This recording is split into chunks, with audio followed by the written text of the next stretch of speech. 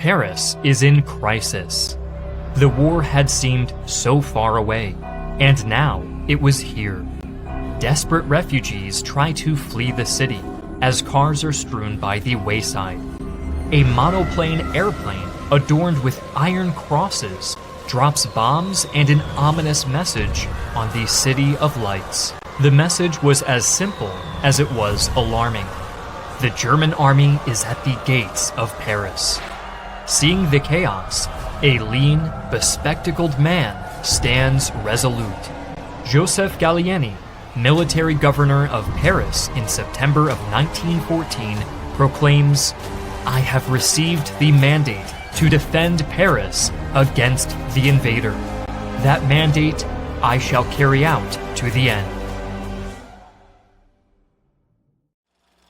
In August of 1914, Germany faced a long-dreaded two-front war against France in the west and Russia in the east.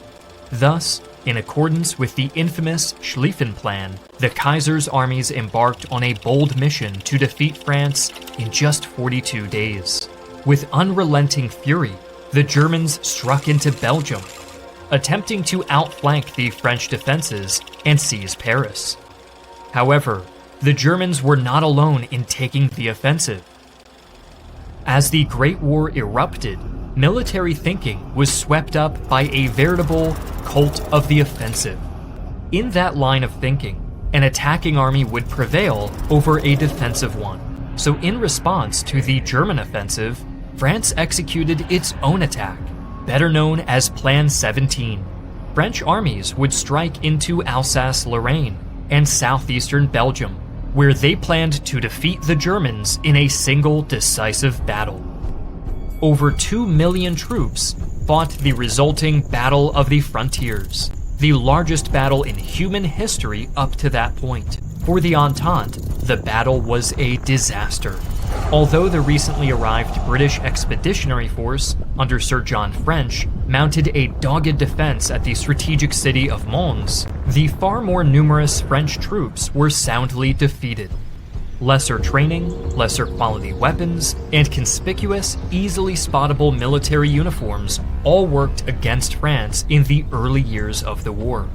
Additionally, the excessive offensive spirit of the French army and a lack of integrated artillery support made for a fatal combination.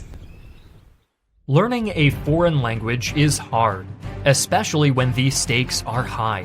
Just ask those who fought in the First World War, where a soldier or spy fluent in multiple languages could gather and transmit vital information, navigate occupied territories, forge documents, and communicate with diverse groups, all while evading enemy detection. While you may not need to outsmart enemy forces, being fluent in another language after being mauled by the German army, French Chief of Staff Joseph Joffre ordered a general retreat into northern France.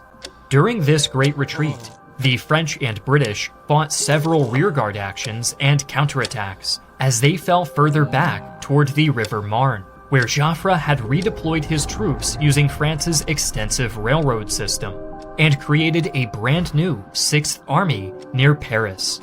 As September began, German cavalry patrols arrived just 8 miles or 13 kilometers north of Paris. It seemed like the German army may succeed in its ambitious Schlieffen Plan.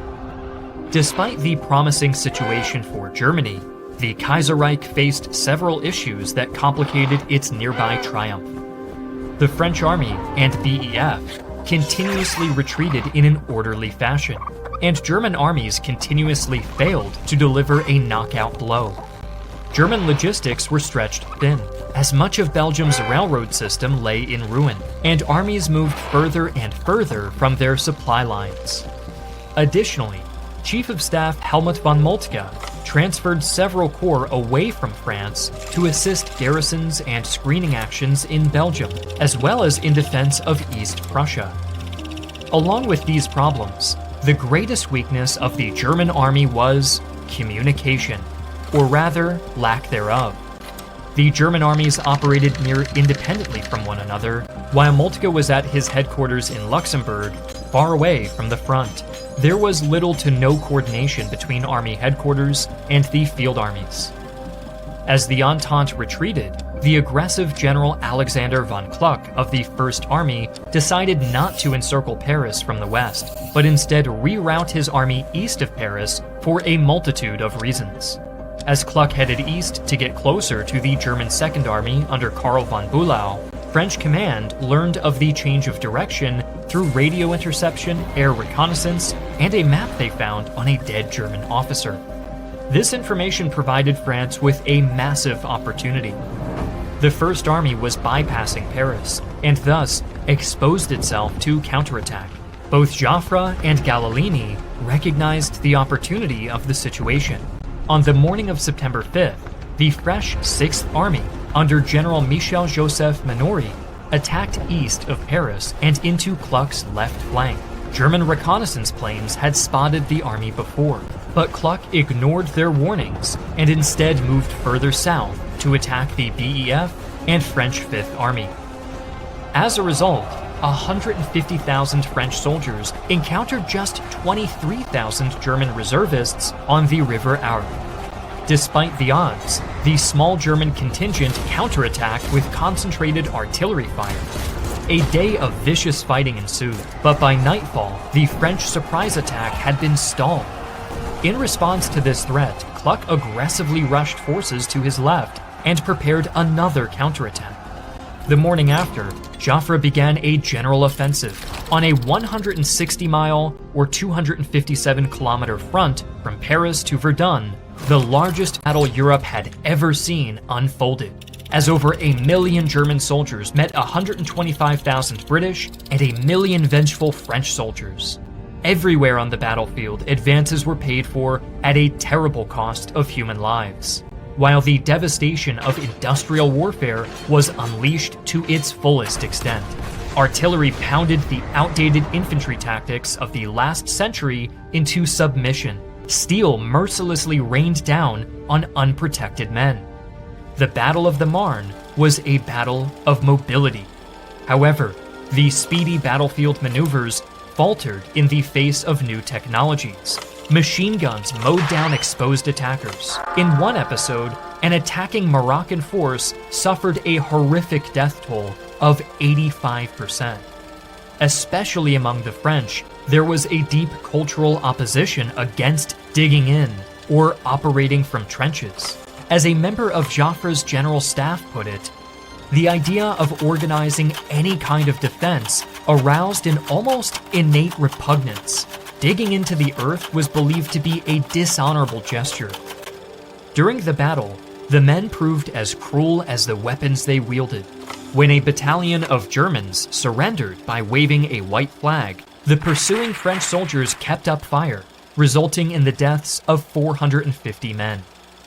Near Paris, Kluck's First Army was locked in a fierce battle with Manoury's 6th. In what would become one of the most iconic events of the entire battle, General Gallieni responded to the emerging threat by requisitioning around 600 Parisian taxicabs to quickly reinforce the 6th Army, about 30 miles or 48 kilometers northeast of the city. Although the military impact of Gallieni's tactics was fairly minute, the move did have a deep impact on the morale of French troops and civilians. As battles raged, French air reconnaissance spotted a decisive opportunity. After Kluck reinforced his left flank to meet the French 6th Army, a 30-mile or 48-kilometer gap between his army and Bülow's 2nd emerged. The French 5th Army, under the command of the hard-headed and aggressive General Louis Franchet d'Espèrey, and the British Expeditionary Force pressed north into this gap, with the prospect of cutting off and encircling two German armies. The BEF, and especially its commander John French, had been hesitant to participate in the battle, but pressed forward after an emotional plea from Joffre. Although the BEF did not advance as rapidly as Franchet d'Espèrey and Joffre would have liked, their push into the gap turned the tide of the battle, as the right of the 5th Army pinned Bülow at the Battle of the Two Morin. The BEF and left of the 5th Army pushed deeper and deeper into the gap. Bülow found himself under heavy pressure, with his flanks exposed. While French lines in the east seemed near cracking under German pressure, Bülow was in a major predicament. As fighting continued to rage among the massive front on the River Marne, the breakdown of communication between the German generals and high command became increasingly problematic. On September 8th, Moltke, who preferred to exercise command via an emissary, dispatched a liaison officer, Richard Hensch. He was to visit each of the army headquarters with verbal authority to use Moltke's name if redeployments seemed necessary. In the eastern armies, little was out of the ordinary. After Hensch reported the situation there as favorable, he proceeded to meet with Bülow and his staff. Here, the situation was approaching a breaking point. After receiving news the next morning that enemy troops were massing into the gap in force, Bülow decided to withdraw his forces north, behind the Marne, with Hensch's ascent. Following Bülow's withdrawal, Hensch ordered a highly reluctant Kluck to withdraw as well. 2 days later, fearing that the Eastern Army would be outflanked by the advancing Entente, Moltke ordered a general retreat north. The German failure at the Marne had far-reaching consequences. For a week, the Entente would pursue the Germans, who ultimately halted on a ridge overlooking the River Aisne and dug in. Several frontal assaults by the French were repulsed with enormous bloodshed. As a result of the stalemate on the Aisne, the Entente nations also dug in. Shortly after, both sides would try to outflank one another, digging in during each confrontation. From the North Sea to the Swiss border, the highly mobile, offensive character of the first weeks of World War I on the Western Front morphed into 4 years of grueling trench warfare. Germany found itself in the one situation it had so desperately sought to avoid. It was forced to fight a lengthy two-front war of attrition. Years after the war, the failure of the Marne and the Schlieffen Plan in its entirety would become a crucial part of the stab-in-the-back myth. Revisionists and nationalists blamed Moltke, Bülow, Hensch, and even Jews and Freemasons for denying what should have been Germany's triumphant 42-day war. For now, the men at war would have to endure the grueling realities of the trench until almost exactly 4 years later, when another Battle of the Marne would finally break the seemingly never-ending stalemate.